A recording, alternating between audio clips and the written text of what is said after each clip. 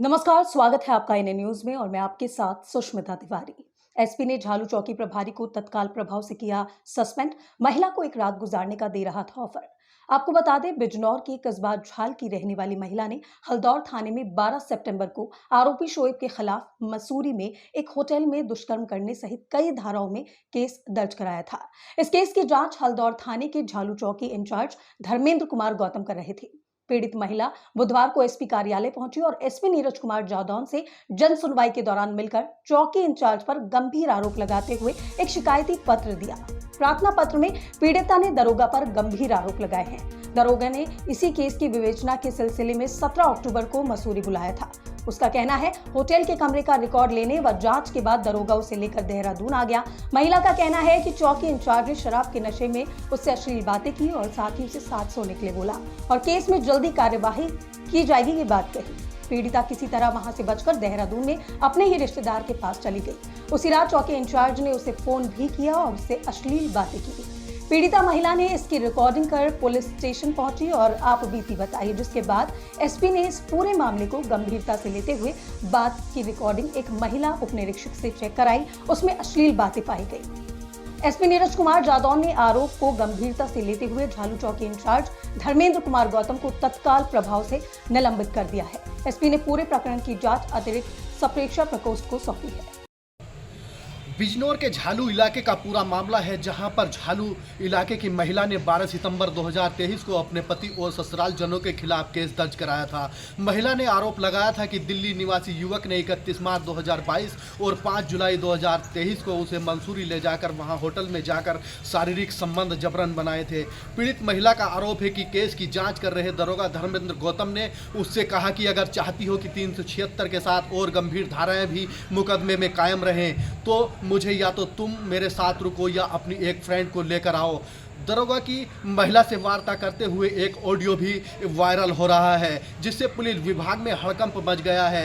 SP Neeraj Kumar Jadaun ने audio का संज्ञान लेने के बाद दरोगा धर्मेंद्र गौतम को सस्पेंड कर दिया है। एसपी द्वारा मामले की जांच संप्रेक्षा कोष्ठ को सौंप दी गई है। आपको बता दें, जनपद बिजनौर के तेज तर्रार एसपी नीरज कुमार जादौन को जब से बिजनौर का चार्ज मिला है तब से लेकर आज तक अपराधियों पर तो एसपी का चाबुक चल ही रहा है, लेकिन लगातार जो भ्रष्ट पुलिसकर्मी है या रिश्वत के मामले में रिश्वत का मामला हो या किसी पीड़ित को न्याय दिलाने का मामला हो, अगर उसमें लापरवाही बरती जा रही है तो एसपी द्वारा लगातार उन पर गाज गिरती दिखाई दे रही है। वहीं आज भी जो है एसपी ने एक दरोगा को जो है सस्पेंड किया है। जनपद बिजनौर से वीडियो जर्नलिस्ट रईस के साथ मोहम्मद रहमान। आपका नाम? निदा। क्या मामला है आपका? क्या दिक्कत वो हुई आपको? आपका क्या नाम है? निदा। आप कहाँ की रहने वाली हैं? मैं झालू मोहल्ला मौलवियान। आपका क्या मामला हुआ? सर, मैंने केस किया था अपने हस्बैंड के खिलाफ। उसने मुझसे शादी की थी सुहेब ने, और उसके घर वालों के खिलाफ उन्होंने दहेज मांग की है और लड़का जब से गायब है। तो जब मैंने केस किया, ये हल्दौर थाने में केस हुआ है, दर्ज हो गया है। और उसके बाद अभी उसकी विवेचना चल रही थी, जिसकी विवेचना कर रहे हैं ये धर्मेंद्र कुमार गौतम एसआई झालू चौकी इंचार्ज जो हैं, वो उसकी विवेचना कर रहे हैं। तो उन्होंने मुझे 16 तारीख को रात को कॉल करके बोला कि तुम सुबह मसूरी चलना है इन्वेस्टिगेशन के लिए, उसमें तुम्हें साथ जाना पड़ेगा। तुम सुबह वहाँ पहुँचो और हम तुम्हें वहाँ देहरादून मिल जाएंगे। उसने बोला तो मैं वहाँ गई। देहरादून 11 बजे पहुँच गई थी। 3 बजे वो आए वहाँ पर और उन्होंने बोला अपने साथ किसी को लेकर आना। तो मैं अपनी फ्रेंड को साथ में लेकर गई थी, प्रियंका को। फिर उसके बाद वो उन गाड़ी में एक महिला कांस्टेबल थी, एक और कांस्टेबल था और दरोगा था वो जो एसआई वो है धर्मेंद्र कुमार। उन्होंने अपनी गाड़ी में हम दोनों को बिठा लिया। उसके बाद वो मुझे वहाँ मसूरी लेकर गए। मसूरी में इन्वेस्टिगेशन के लिए जिस होटल में हम रुके थे वहाँ पर उन्होंने इन्वेस्टिगेशन की। तो वहाँ रजिस्टर जो एंट्री थी वो एंट्री उन्होंने देखी, एंट्री उसमें थी। तो उन्होंने उसकी फ़ोटो कॉपी कराई। उसके जो वहाँ का मैनेजर था जो वहाँ पर था, उसके साइन करा के उन्होंने उस पर उसकी मोहर लगवा करके वो वहाँ से सारे प्रूफ ले लिए कि यहाँ पे ठीक है, रुके थे। उसके बाद वो वहाँ पर मुझे बोलते हैं कि तुम अपनी फ्रेंड से पूछ लो ये रात में यहाँ रुक जाएगी क्या। मैंने उनसे पूछा सर क्यों रुकना है, कि कल दिल्ली भी चलना है, थोड़ा पिकनिक भी हो जाएगा, तो यहीं रुक जाते हैं। तुम मेरे साथ रूम में रुक जाना और तुम्हारी फ्रेंड जो दूसरा कांस्टेबल है उसके साथ रुक जाएगी। तो मैंने उनको बोला सर मैं अगर ऐसी लड़की होती तो मैं केस ही नहीं करती। जब उन्होंने ये चीज़ सुनी तो कहने लगे फिर कल दिल्ली भी चलना है ना, तो आज तो रुकना ही पड़ेगा इधर कहीं, तो फिर किसी फ्रेंड का इंतज़ाम करा के दो, किसी को बुला के दो। तो मैंने उनसे वहाँ मना कर दिया। उसके बाद वो वहाँ मसूरी से देहरादून आए। देहरादून में दिलाराम चौक पे मेरी फ्रेंड उतर गई, उसका घर वहीं था, वहीं रह रही थी वो। उसके बाद वो घंटा घर रुके चाय पीने के लिए। तो जो महिला कांस्टेबल थी और जो एक और कांस्टेबल थे सुजीत तोमर करके, हम चाय पीने के लिए घंटा घर में जो टी पॉइंट है वहाँ पर बैठे। और जो दरोगा थे उन्होंने गाड़ी में बैठ के ड्रिंक की। वो बॉटल लेके आए हुए थे अपनी। वो ड्रिंक करने के बाद वो वापस गाड़ी से उतरे। फिर वापस मुझे हाथ, मेरे बार बार कंधे पे हाथ रख रहे थे, बार बार टच कर रहे थे। एक साइड में लेके गए तो बोलने लगे मेरे हाथ में केस है और जो मेन धारा है 376 और 313 ये तो मैं हटा ही दूंगा। या तो तुम ऐसा करो, या तो अपनी किसी फ्रेंड को लेकर आओ, और या फिर दिल्ली में तो तुम्हें इंतजाम करना ही पड़ेगा, और या फिर तुम्हें मेरे, अगर फ्रेंड नहीं लाओगी तो जब मैं तुम्हें बुलाऊंगा जब तुम्हें मेरे पास आना पड़ेगा। सर क्यों आना पड़ेगा? कि इतना तो हम तुम्हें करना ही पड़ेगा, हम तुम्हारी इतनी वो कर रहे हैं, इतने ध्यान तुम्हारा रख रहे हैं, तुम्हें भी तो हमारा ध्यान रखना पड़ेगा। और बाकी धाराएं वाराएं तो फिर वो सब मेरे ही हाथ में है, बाकी कुछ होगा नहीं। उसके बाद मैंने उनसे ये कह के मना कर दिया कि मेरी तबीयत ठीक नहीं है, तो मैं उनके साथ वापस यहाँ नहीं आई। यहाँ लाने के लिए साथ में बोल रहे थे कि साथ ही चलो घर पे, क्योंकि कल फिर दिल्ली जाना है। तो मैंने उनसे ये बोला कि मेरी तबीयत ठीक नहीं हो रही, मैं अपने चाचा के घर रुकूंगी, तो मैं कल आऊँगी, कल या परसों आऊँगी। उनको ये बोला, मैं अपने चाचा के घर गई। जैसे ही चाचा के घर गई उनकी व्हाट्सएप पे कॉल आई मेरे पास कि तुम पहुँच गई और तुम्हारे पास में कौन कौन है। तो मैंने बोला मेरी चाचा की बेटी है और मेरी चाची खाना बना रही है। अच्छा, रिकॉर्डिंग तो नहीं कर रही हो? मैंने बोला सर इस पे व्हाट्सएप पे रिकॉर्डिंग कैसे होगी? मेरे चाचा पास में थे, तो मैंने अपने चाचा को बोला चाचा इस पे रिकॉर्ड कर लो ये कॉल अपने फ़ोन से। तो उन्होंने वीडियो बनाई है, उस कॉल पे रिकॉर्ड की है। तो उसमें भी वो वही चीज़ बोल रहे हैं कि झालू में अपनी कोई फ्रेंड लेके आओ अपने साथ। तो मैंने उनको बोला सर मेरी झालू में कोई फ्रेंड नहीं है, मेरी सारी फ्रेंड्स की शादी हो गई है और सब अपनी अपनी ससुराल में है। तो सब ससुराल में, तुम कहाँ हो? मैंने बोला मैं अपने घर हूँ। तो फिर वो तो फिर तुम्हें आना पड़ेगा, अगर फ्रेंड नहीं आएगी तो तुम्हें आना पड़ेगा मेरे पास जब भी मैं बुलाऊंगा। तो आप झालू में आके टाइम दो मुझे। आपकी शादी कहाँ हुई थी? दिल्ली में। कब हुई थी? कितने? मेरी 9 सितंबर 2022। जब विवाद कब से है शादी के? ये और नवंबर दिसंबर से है, दिसंबर से ये चीज़ें चल रही हैं। शादी के कुछ समय बाद से ही? हाँ, शादी के कुछ समय के बाद से सब चीज़ें चल रही हैं। और यहाँ पर फिर रिपोर्ट नहीं हो पाई थी मेरी। वो उसका जो मामा है वो मुझे बार बार जान से मारने की धमकी देता है। अभी 15 सितंबर को जिस दिन मेरे 161 के बयान थे, उस दिन भी उसका मामा यहाँ आके, जो यहाँ के चेयरमैन है उनके पास आके उसको, दरोगा को कॉल की थी। जब मेरे 161 के बयान थे मेरे सामने ही कॉल आई थी कि वो आए हुए हैं। फिर दरोगा उनसे मिला है, उनसे जो भी है। उसके बाद उसके मामा मुझे यहाँ झालू में मिले थे और फिर वही बोल रहे थे कि दरोगा को तो हमने देख लिया है, केस वेस तो बनेगा नहीं और बाकी वापस लेना, नहीं तो जान से मार देंगे। आपने हल्दौर थाने में मुकदमा कब लिखवाया था? हल्दौर थाने में मैंने शुरू में तो मार्च में लिखवाया था, लेकिन मार्च में मेरा कोई यहाँ पे कोई कार्रवाई नहीं हुई थी। तो अभी मैं फिर एडीजी के पास गई थी बरेली जोन में, तो उन्होंने मुकदमे के लिए किया था। तो ये अभी सितंबर में ही मुकदमा हुआ है, अक्टूबर लास्ट, सितंबर फर्स्ट वीक में मुकदमा दर्ज हुआ है। आपके हस्बैंड का क्या नाम है? सुहेब अहमद। वो जो आप मारने की धमकी दे रहे हैं उनका क्या, मामा का क्या नाम है? अवेश अहमद, अवेश इकबाल। वो कहाँ के रहने वाले हैं? वो है तो नेहटोर के रहने वाले, रहते दिल्ली में।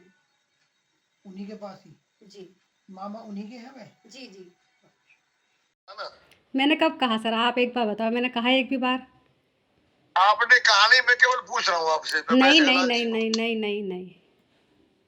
हैं? नहीं, बिल्कुल भी नहीं। मैं आपके हर तरीके से आपका मैं साथ दूंगा, लेकिन मेरी जो कानूनी मजबूरी है उसमें मेरा आप साथ दीजिए। जी सर, बिल्कुल है ना? बिल्कुल बिल्कुल। कब आ रही हो? मैं सर कल परसों तक आ जाऊंगी, परसों तक।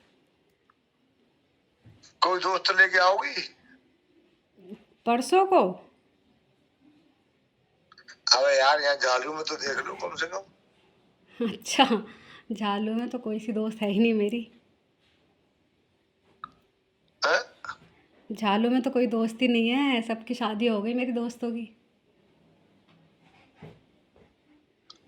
तो शादीशुदा का मना कर देगी? शादीशुदा?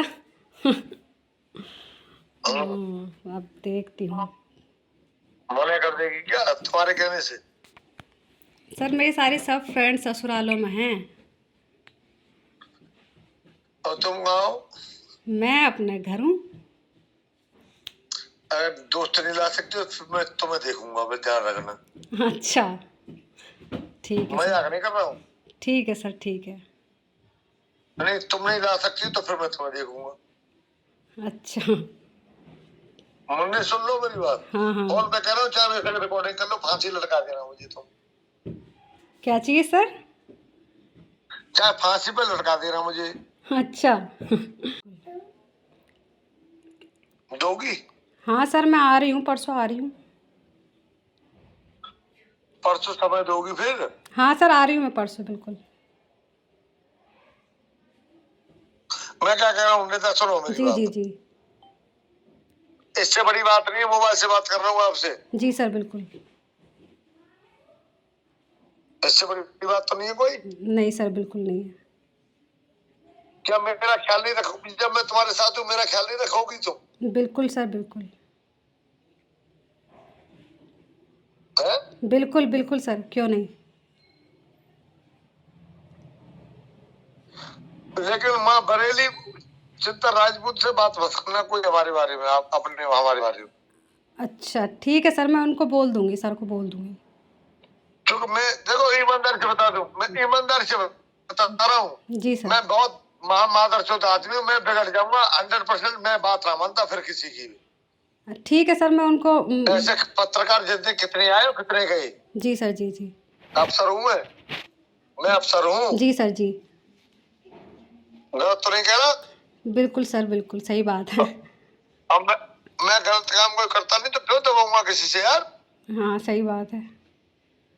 हैं? बिल्कुल सर, क्यों और क्यों जो दबना। तेरी जो रसूख है, तेरा जो रसूख है, तेरे काम करा दिया, ठीक है, विवेचना हम कर रहे हैं। सही बात बाकी है। अगर हमें दबाव में ले तो हमें नहीं ले पाएगा। हाँ सर, दबाव रत्ती में भर तो भी कोई तुझे किसी को जहाँ नहीं से ले काम करनी पाता, है वो सही कर दे। बात है।